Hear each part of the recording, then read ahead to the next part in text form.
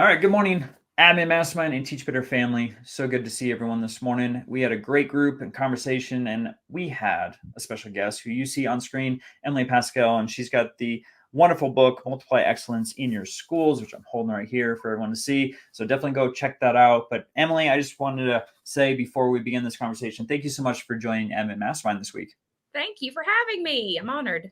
Yes, it was great. We really tried to use your book as kind of a guideline for the subject matter this morning in regards to just fostering connection with our staff specifically. And I think everyone really connected with that. I know even one administrator was like, "I'm so glad we're talking about this because I have a really crucial conversation I need to have." And so with that, Emily, we just start with a fun question? We had, just a kind of a baseline. Let's see where you feel it is with your staff in regards to just culture, right? And so I had asked the question about, if you could make an analogy of food, what kind of food would your culture be? And we had a very eclectic response between everyone. Yes, absolutely. All That was right, so you had fruit salad. I did. I Do you want to did. explain what that analogy is? Yes, I sure will. So, first of all, I want to say up front where I am, I work in a great school. I work Yeah, at a great school and we have an amazing staff and I love love love love this place.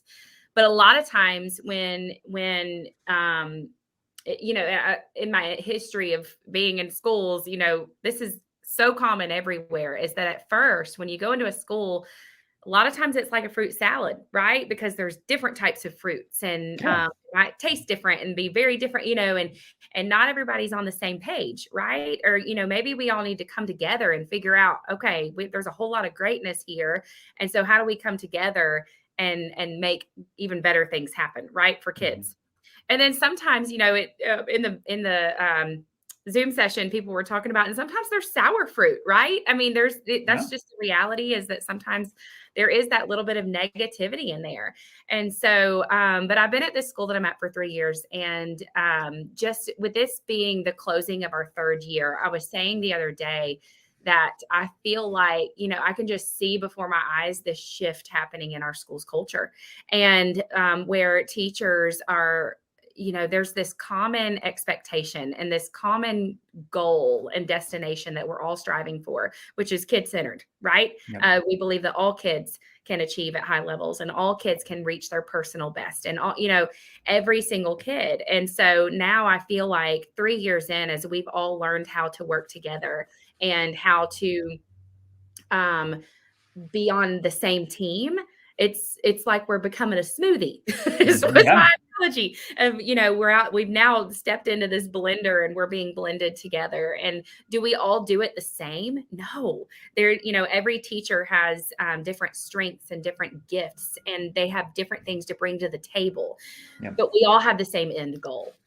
And that's Yeah. what matters. And it's not about, the destination has to be common in a school, but the Mhm. journey and how you get there, that's differentiated. And that's where the teacher's creativity and craft comes in of how they're going to deliver and execute. But I feel like we're a blended smoothie.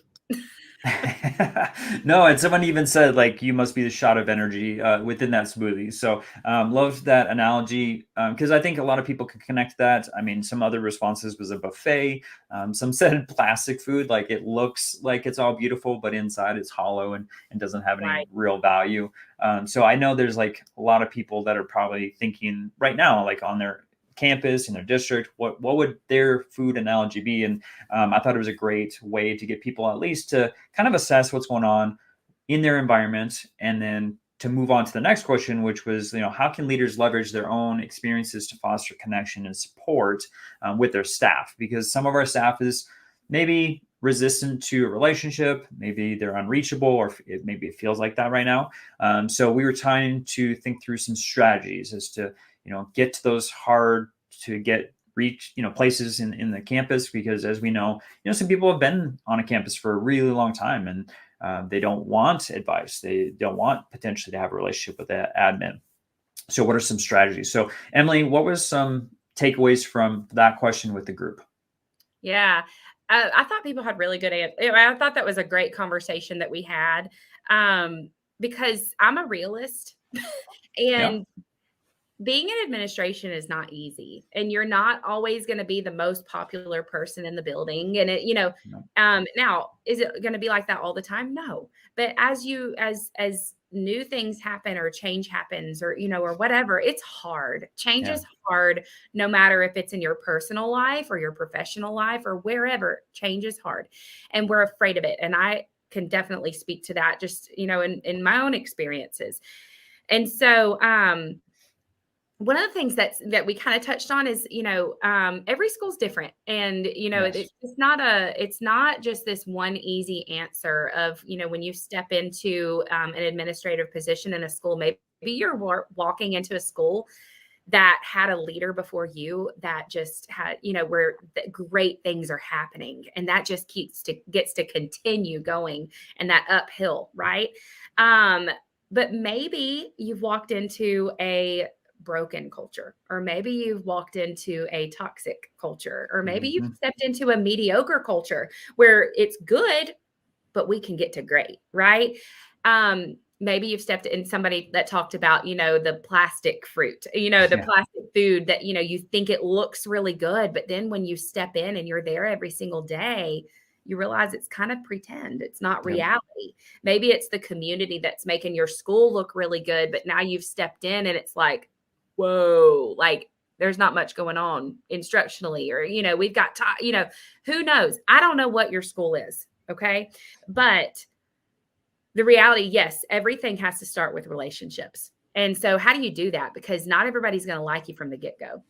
And Mm-mm. that just is what it is. Maybe they loved the previous principal, or maybe they're going through something personally. And so how do you handle that? And so it happens one person at a time. You have to be real. You have to be human, right? And you got to be genuine. But that's not enough, right? I mean, like Yeah. we've got to do these things, but the most important job that we have as administrators is our job is to support teachers. That's our job. And when teachers feel supported, then kids are better supported. And when Yeah. teachers feel supported, that's when the relationship really forms, Hmm. when that support is there and when it's felt. And so, one of my biggest things as a leader is I'm not going to ask anybody to do anything I'm not willing to do myself. And so, whether that be that we have some major, I go a lot around the country a lot and hear people talk about discipline. The kids are changing, and all these things that we talk about. Okay, so if that's the case, we don't ask anybody to do something we're not willing to do ourselves. It's hard to Yeah. manage a classroom when we've got kids that don't know how to get regulated yet.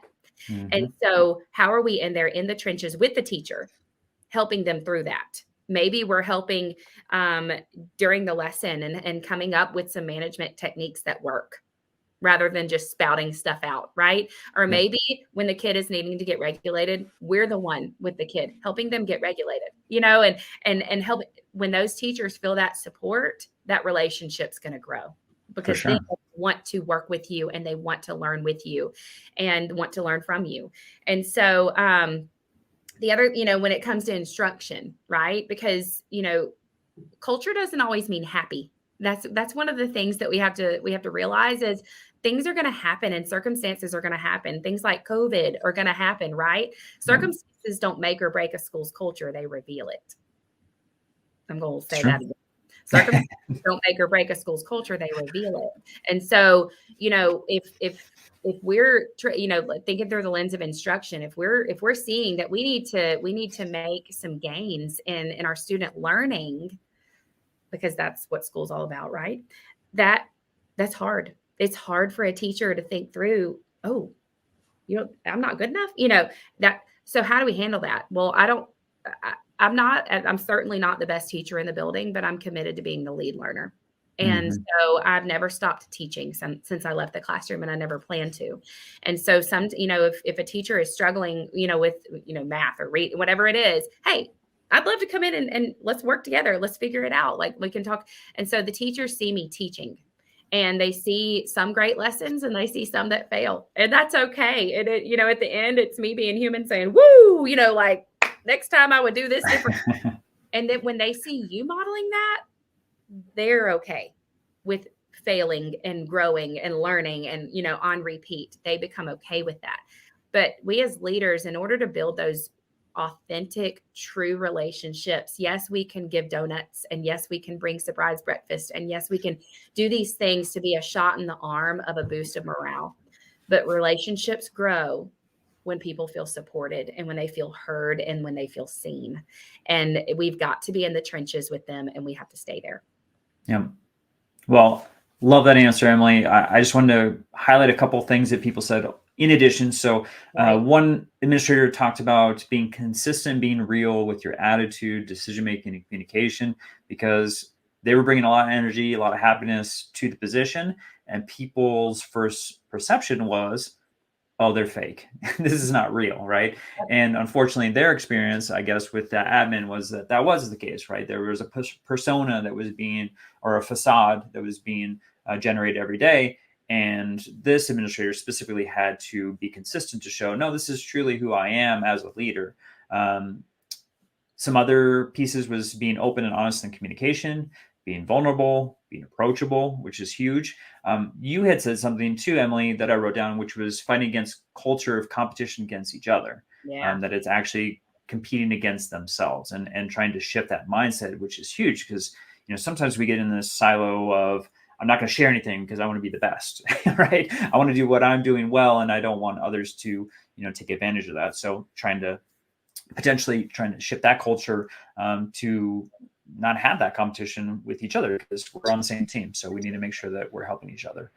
So with that, Emily, I would love to shift to the last question, because we really didn't have too many questions. The conversation was rich this morning. So the second question was about difficult conversations with colleagues, right? So how do we promote understanding and collaboration in those difficult conversations?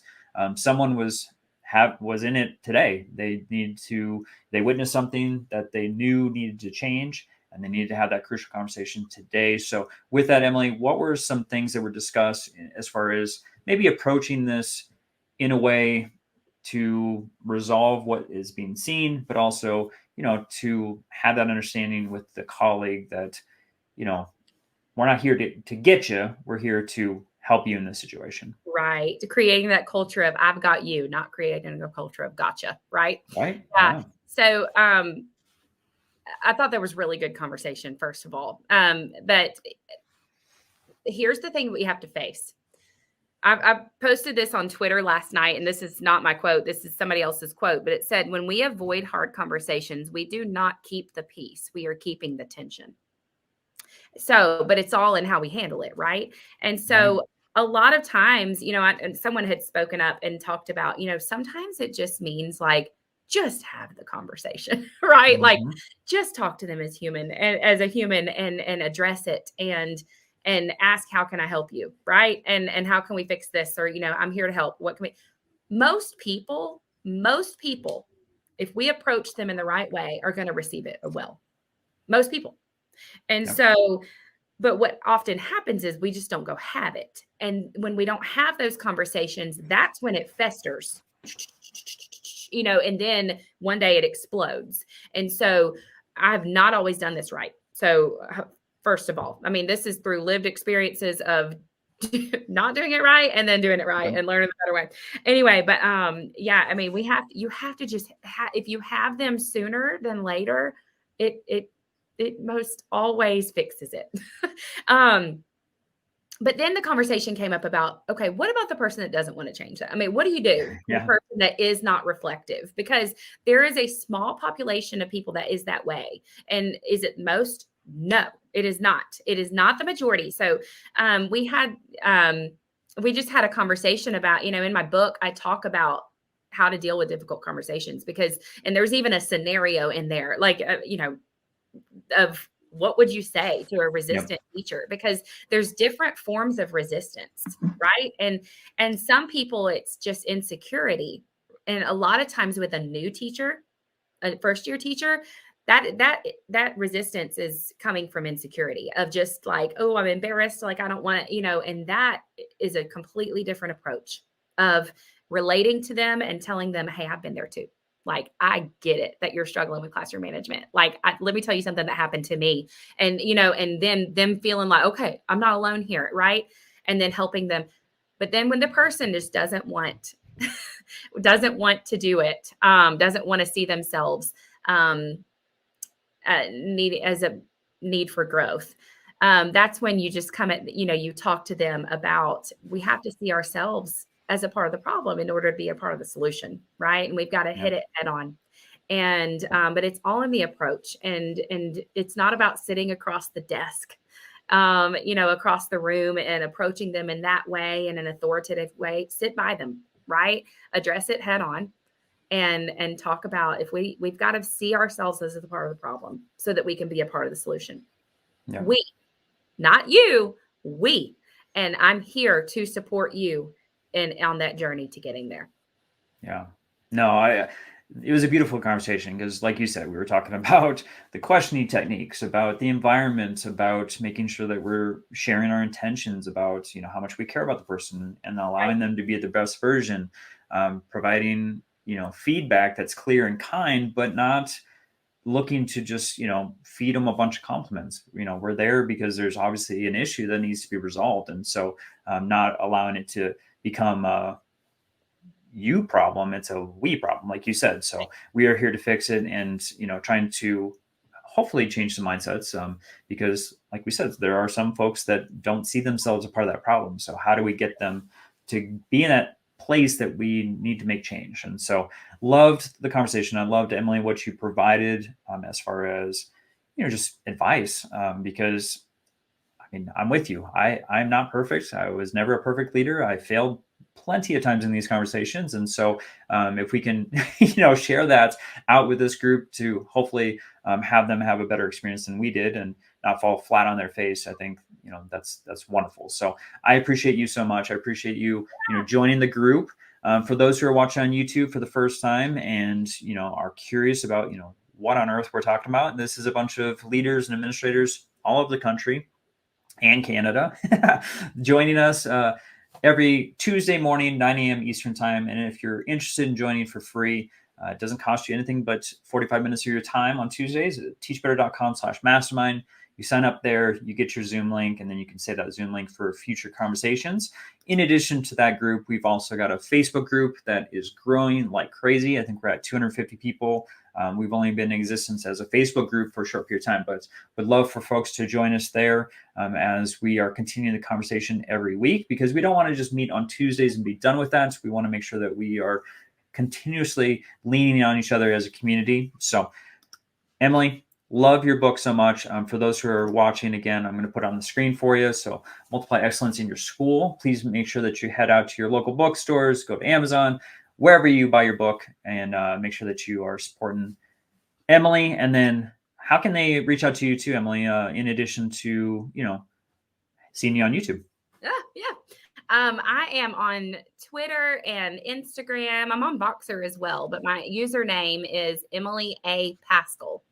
That is the easiest way to reach me is on social media. So. Yeah, definitely connect with Emily. She's got a ton of resources, like, the value that she was saying that she posts on Twitter. You'll get that in every format. So make sure that you're finding her on all the different socials and connecting with Emily. Emily, with that, again, thank you so much for joining this Admin Mastermind recap and join the conversation with our Admin Mastermind on Zoom. Thank you for having me.